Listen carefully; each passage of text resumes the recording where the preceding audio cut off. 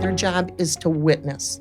Their job is not to advise, to give helpful hints. Let me tell you how you can work through this, because advice without permission is always criticism. So you avoid that completely. I like that. Yeah. Advice without permission. And that's a criticism. problem-solving thing that we try right. to do when we shouldn't. Right. Welcome, everyone, to podcast number 182, Renew Your Mind. With us today, we have a lot of people today. We have Senior Pastor Paul Gruenberg. We have Associate Pastor Jeremy Touroo. We have retired Pastor Barry Sweet. We have our praise leader, Youth and Family Director Julie Kettlewell. Myself, Dana Hall, is the moderator, and we have a very special guest again, Julie Kettlewell. So we have kicked off a series on mental health, and this series we want to talk about grief. So, Julie, can you introduce yourself and tell us who you are and what you do? Yes, I'd be happy to. Well, as Dana said, my name is Julie Kettlewell. I am a certified grief educator. And what that means is that, it means I took a really, really, really long course on the topic of grief.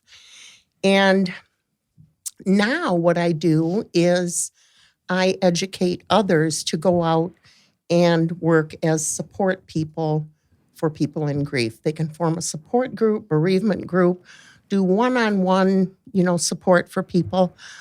But it's, and people are already doing that. But my main job is to raise the bar on grief literacy. Because the truth of the matter is, we live in a grief illiterate world. Mm-hmm. Most people don't know this much of what there is to know about grief. I thought I knew a whole lot about grief because I've done so much of it and I've lived through so much of it.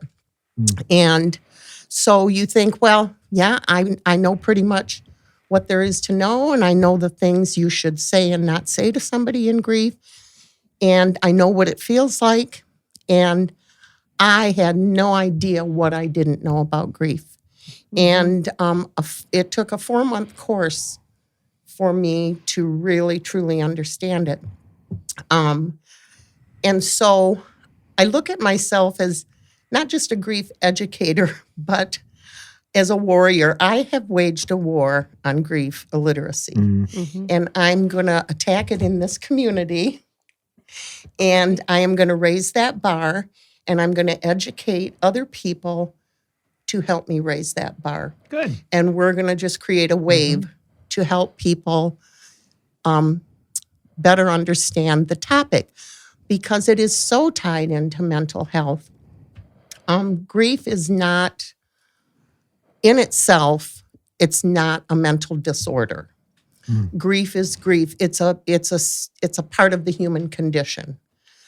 However, the DSM, the Diagnostic and Statistical Manual of Mental Disorders, has recently added prolonged grief to its list of mental disorders, because prolonged grief is when your grief has gone beyond what is healthy, that you're not healing, you're not letting go of some things, and it has started to affect your life. You can't work, you can't think, you're maybe not taking care of your family, you're not taking care of yourself, you're not eating right, it affects your whole life. And the point of grief support is to help people heal to the point that they move through that and they don't get to that point. Unfortunately, a lot of people don't ever get the support they need, because what I found out is there really are very few grief support groups anywhere in this area. We have one here at the Gaylord Methodist Church, and I'm really proud of that, and we are expanding that. My goal is to get one in every church in this county, and not just the churches, but the nonprofit organizations and the homes where the elderly live, and because grief just transcends age and and um, and society levels. It's so prominent, yet it's never acknowledged. Mm-hmm. Well, that's the thing, because not everyone experiences a mental illness. Everyone's going to experience grief. Everyone, and it's there's no avoiding it. So you said you were grief illiterate. So I'm probably grief illiterate. So can you tell us what grief literate means? Grief literate. Well, maybe how would you define grief? Could you give us a working definition of grief from your perspective? Oh wow, that's I have to do this off the top of my head. We just need layman's terms. I know what grief literacy is not, and it's basically what all of us think grief is. We don't know the first thing, but to be grief literate, you understand, number one, how to approach someone who's in grief. It comes right down to, what do you say to someone when you go to a visitation at the funeral home? Mm-hmm. Here's the things that are okay to say. Here are the things you should never say, because you're going to take that person who is already grieving and just, put them into a state that they can't see straight. Okay, there are some very, very hurtful things that a lot of people say that they've been saying for years because they thought it sounded okay, not okay. Mm-hmm. Okay, that's part of grief literacy. Knowing the terminology is important too. When you're, and I'm going to speak from the educator point of view, who's, I'm going to imagine you're all going to run a support group, and here's what I would tell you.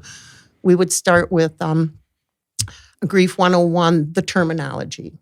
What is mourning versus bereavement versus grief? Mm-hmm. What is sympathy versus empathy versus compassion?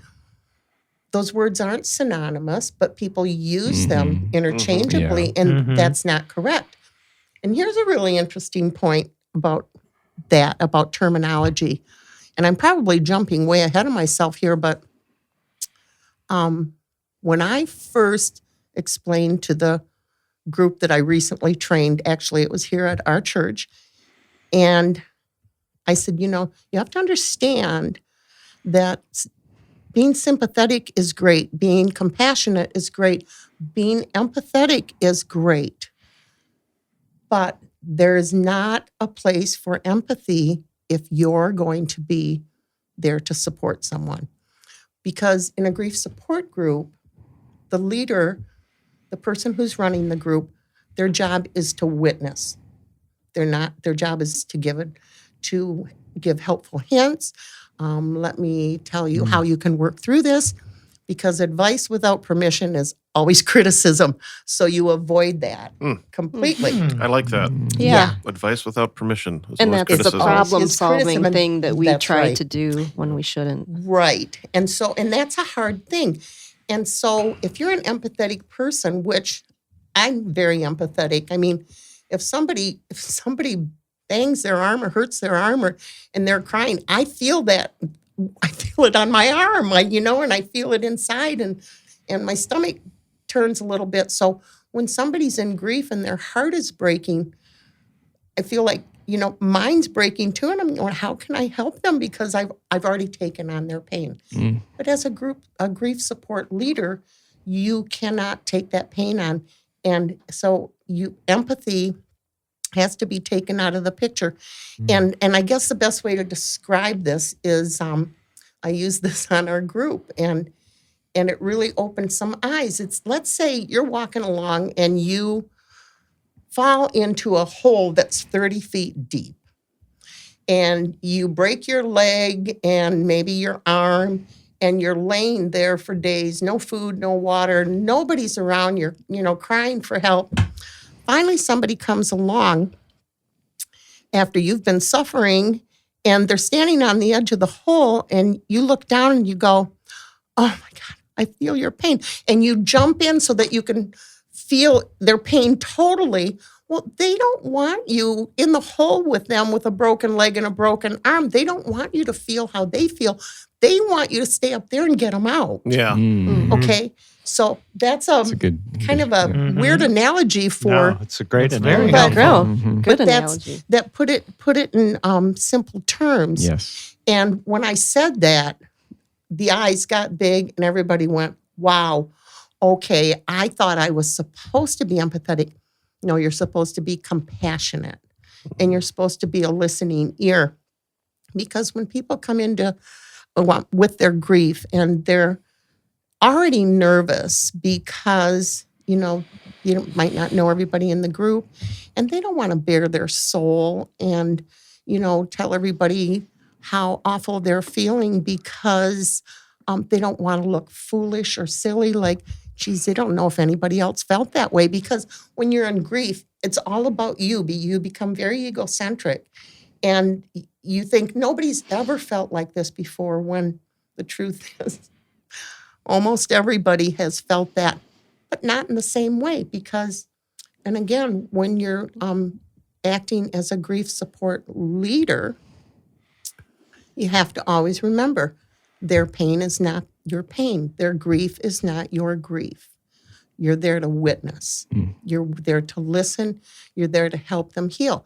Then as they start to, most people won't go into a support group when they're in the acute stage of grief, which is right after the death. But somewhere in the early stage, in the first year or two, they might decide, I think I'm just going to wander into that group and see what it's all about. And as they start going through that and they start talking with other people and listening, and you witness their grief and listen to them, then where this grief education comes in, the leader can start applying their new knowledge of, okay, this is how we would handle this situation. This is how I can help this person without giving advice, because that is criticism. And so it's just such a delicate road to navigate, because everybody that's in that group is going to be at a different stage of grief. Sure. Yeah. And so it's really hard to know. But that's where the education comes in, is you can pick up on cues, just like a mental health, just like Jesse was talking about, is that you listen. You pick up on those cues and you go, I see what we're dealing with here. And also, when sometimes it gets to a point where you can't help a person anymore and you need to refer to a professional. Because grief support facilitators aren't professionals. They're there to listen and witness. But it's a great way for people to begin their healing process in grief. And again, I think I got a little ahead of myself, but it was actually a good jumping off point. No, there. that's really good. I already have, of course, problem-solving questions. Like the first question that came to my mind is, when that person's in the educator role, how do they witness? Like, what are specific examples of how they can witness? Or, and my second question really quick is, when you're at the funeral, what are the things you should say versus the things you should not say? Okay. Because I always feel terribly 100% unprepared. And there's it seems like no matter what it is that comes out, it's always the wrong thing. And it always sounds awkward. And there's just nothing ever feels quite right. Or adequate. Well, exactly. Nothing's adequate no matter what. That's right. What do you say? And I think, you brought up a really good point where there's certain things that are just always hurtful, even though it's never meant that way. Yeah. I think if we start even with what not to say. What shouldn't we say? And that's what I was just going to say, is that I wish I'd brought my lists. I honestly didn't think we'd had time to get to that, but if we're going to start there, then I can't remember all of them because there's quite a long list, but I know for sure some things that you should never, ever, ever say. And one of the things is, first rule, never start the sentence with "at least." at least you can have more children. At least they lived a productive life. At least this, at least that. At least they're going to be in heaven. Yeah, at least they're in, okay. Yeah. And at least they're in a better place. And you know what my first reaction was when somebody said that to me? I didn't just think this. I actually said it out loud, and I probably really hurt that person. They might have turned around and left the building. I don't know, but I said, actually, I think the better place would be right here with me right now. And this was at the funeral. Okay, so, you don't start it with at least. In fact, you just don't even tread those waters. And there's quite a list of things. Actually, I should, if we do another podcast, I'll bring that list and we can go through it. But but what I've found is, again, people will walk up to someone who's mourning a death and they'll say, well, he was taken way too soon. That one bothers me a little bit because, where's the cutoff point? I mean, we don't think about what we're literally saying is they were taken too soon. Well, at what point is it too late? Right. If they're equal and opposite. So at that point then, Julie, maybe the best things to say would be, I'm sorry for your loss. My condolences to you and your family. Just simply acknowledging the loss and cutting it off. I mean, with children, I've heard this said, God needed another angel. Why would you ever say that? It's because you're not equipped to just simply, either be silent or just say, I'm sorry for your loss. And aside from the fact it's bad theology. I was going to say, especially with that one, you're the child's not an angel. You're offending and hurting the person who lost the child, but also letting them know that, God wanted to take your baby. Yeah. Like that's right. It's a horrible thing all the way around. It was their time. It's like, people can be well-meaning when they say They things. definitely mean well. It's more likely they don't know what to say. They don't. Say. And that's rule number 2. If you don't know what to say nothing. Sometimes just a hug or, grab their hand and smile and say, I'm so sorry. And we don't have to always feel like we have to fill that empty space with words. And we all tend to do that. That's because really it's important. You don't have to do that. And I finally got to a point a few years ago that I realized when I go to a visitation or to a funeral and I approach the bereaved and I knew the person very well, I will say, you know what? It was such a privilege to know him or her. Yeah. It was my honor to be their friend or to be their coworker.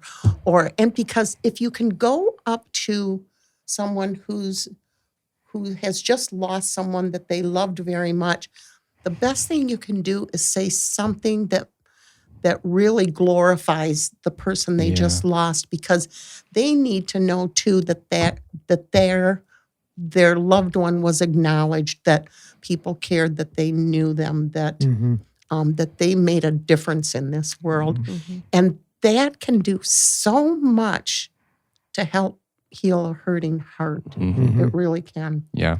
So Can I ask you this one? Sure. So this is another one that I don't know if it's on the good list or the bad list, but based on what you said about, if you're in a pit, you don't want somebody in that pit with you. You want them to pull you out. And this is kind of a catch-22 because we've all experienced grief, and especially if you're talking about grief, loss of a loved one, we've all experienced, a very similar grief if you're in like a group. The phrase, I know exactly how you feel. Oh my goodness. No. Dangerous times there. Right. Exactly. No, you don't. No.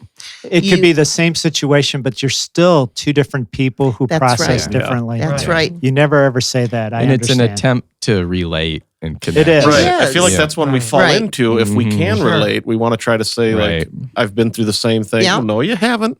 Yep. You've been through something similar. Yep. You say, I understand how you... No, you don't understand. Grief is like snowflakes. There's no two There the are same. no two alike. Yeah. No Wow. two people will grieve the same way.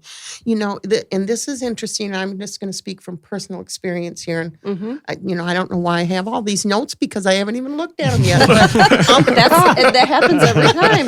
that's why I love these podcasts. That's why I watch them. I never know what's going to happen. Neither do we. Yeah. Yeah. I know. It's probably clear. Now I forgot where I was going with this. Oh, yeah. From You're gonna personal share. experience, in our family, we had a whole string of losses. Immediate family. It was like there was 1 month in 2020 that my niece was just being flip one day, and she didn't mean this in a bad way. She goes, "Oh yeah, the death month," but she was right. I mean, she was right. But we had years, like a 10-year block, 12-year block, where it Lost was a just lot of our family. one after another, after another, after another. But the one I want to talk about a little bit, and we started out talking about, we were talking earlier about grief, or trauma always has grief attached. Grief does not always have trauma attached. And here's a perfect example of this. I've lost 2 sisters, both of them younger than me. And my youngest sister, she was very ill, and it became time to call in hospice. And none of us could stand the thought of like putting her in a home or anything. She was in her 40s, and it just didn't seem right. It just didn't seem right because she was our little sister. So we had hospice set up the bed in our house, and it was right in our living room because that's the only place we had to put that. And she was in our home for several weeks. My husband and I and my youngest daughter, who was still in high school at the time, so she was living at home. And we nursed my sister round the clock. And this went on for several weeks. And it was, at first it was very difficult, and then it became just kind of a spiritual experience because we felt like we were taking that journey with her. And what I was so surprised at was my teenage daughter, who would get up at night because she knew how exhausted I was and help my sister to the bathroom or do whatever. And I mean, how many teenagers do you know that would do that? But that was such an education and such a real part of life for her. And when you're involved in a situation like that, and when the evening came that she did pass, the entire family was there, and all of her sisters and my mom and dad, and we all laid hands on her as she crossed over. So, and it was the most spiritual experience I've ever had. Now, my other sister, who died in 2020, just 10 days after my dad died, it was right out of left field, didn't see it coming, like a brick to the head. And she was the sister who called me 5 times a day. So, we talked whether a you lot. wanted it or not. Whether I wanted it or not. But I always answered because I just couldn't not answer because she was always having some sort of, trauma. And so anyway, that traumatized me. So 2 sisters, same family, love them both equally. One, I'm totally at peace with the loss, not with the loss, with her passing, because I was there to actually see it and be with her and spiritually walk through it carry with her. Walk through it with her. The other one traumatized me so badly. I still sometimes, just during the day, I'll just be, she'll pop into my head and I'll just feel tears on my face. Totally different thing. And this is why I'm saying that, grief is so specific for every person and every situation. And, even with kids, with parents, if a parent dies, every child in that family is going to experience it differently. Right? And this is all part of the grief literacy of understanding how unique it is and how specific it is and how widespread it is, because everyone at this table has experienced loss, guaranteed. We sit in church on Sunday, guaranteed. Everyone in that church has experienced loss. Mm-hmm. And whether it was traumatic or not traumatic, yet it is so overlooked in our society. As a society, we are grief illiterate. And this speaks to an employer going, oh, well, if it was just your aunt who died, you can have one day off. Well, but that aunt raised me. I know, but the book says if it was your aunt, 1 day. Mm-hmm. Okay, if it was your parents, well, we'll give you 5 days, a sibling 3. And this is how a lot of companies set up their time off. Are you kidding me? I mean, that is just so wrong. They finally came through with a medical leave that family medical leave family act. Medical leave, and there should be one for mental health and grief. And I think there probably is one for mental health. I'm not sure, but grief is every bit as life-changing. So, Julie, I'm going to ask a question for a practical purpose. For most people, they experience death usually as a kid, and it's a pet. Mm-hmm. If we want to help set people up regarding helping them to grieve, the loss of a pet, which is oftentimes a family member. Yes. Absolutely. Mm-hmm. How would you coach parents to help their children with that loss? How would you help them or equip them to answer questions or whatever it is that the child needs at that moment so that the child can begin to experience healthy grief or healthy grieving? It would so much depend actually on the age of the child, because whether they're 5 or, 18 or, let's see, we lost a dog 3 years ago and I bawled like a baby. So, Sure. They become part of the family. You would approach it differently. But I think the key and the most important thing is that you take time to honor that pet and use their name, repeat their name. That's the other thing with grief literacy. People don't want to say somebody's name because they're afraid of upsetting you or reminding you that they died. Well, they died. I mean, you can say their name, and you should say someone's name. It's the same with a pet. Talk about that pet and talk about the remember when we ran through the woods and we were, and we were picking mushrooms and he ran off and did this or did that. And then you talk about them. You have a little ceremony, whether you're going to bury that pet or have him cremated, because they do that now. Right.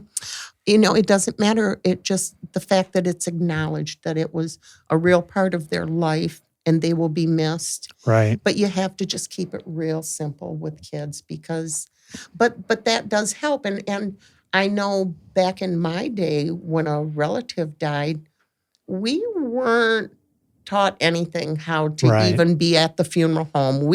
It was just terrifying. Terrifying. And it shouldn't be that. I have to be careful, or I'll at least defer to you, Julie. At what age would a parent want to bring a child to a funeral or to a visitation?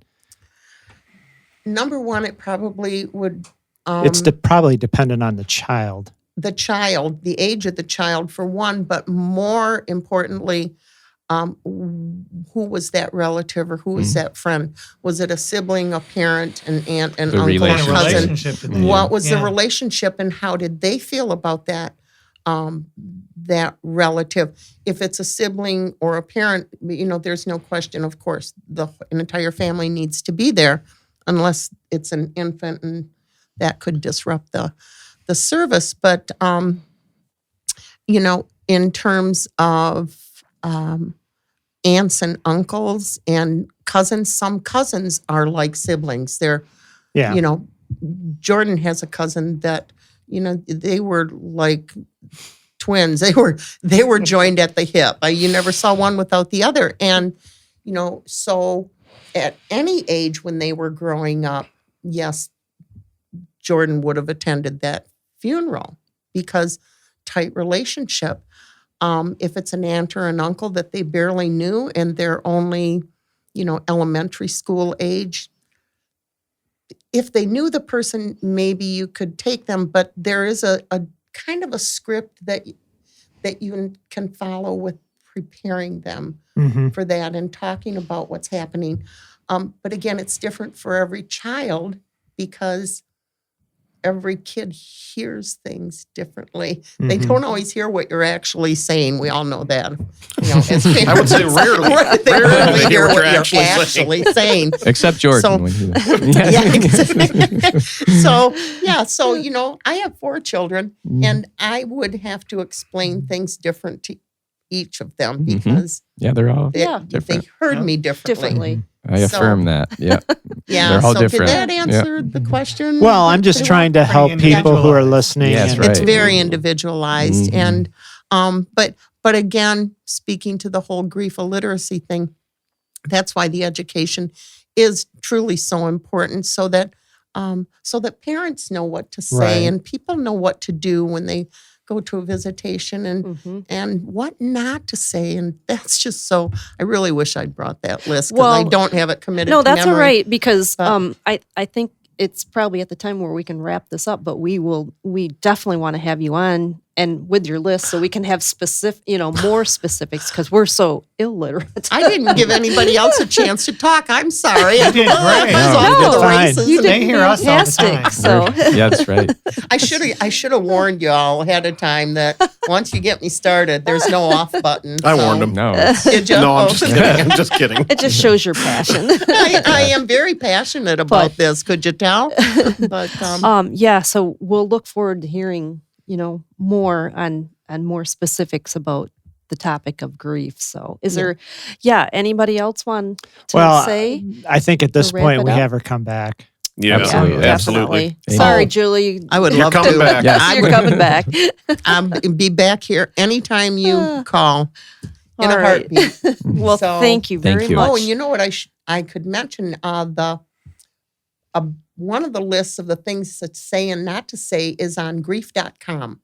Oh, okay. And it's on page 1, I think. And then in our grief support group, we kind of expanded on that and everybody had some Oh, Okay. that's good. other Good. ideas. Yeah. So I'll bring that too. Great. And- Okay. Good. But in the meantime, people can go to that site and Yeah. And, Well, check and that if out. any of our listeners, if you want to hear anything specifically, please let one of us know so that we can follow up on that.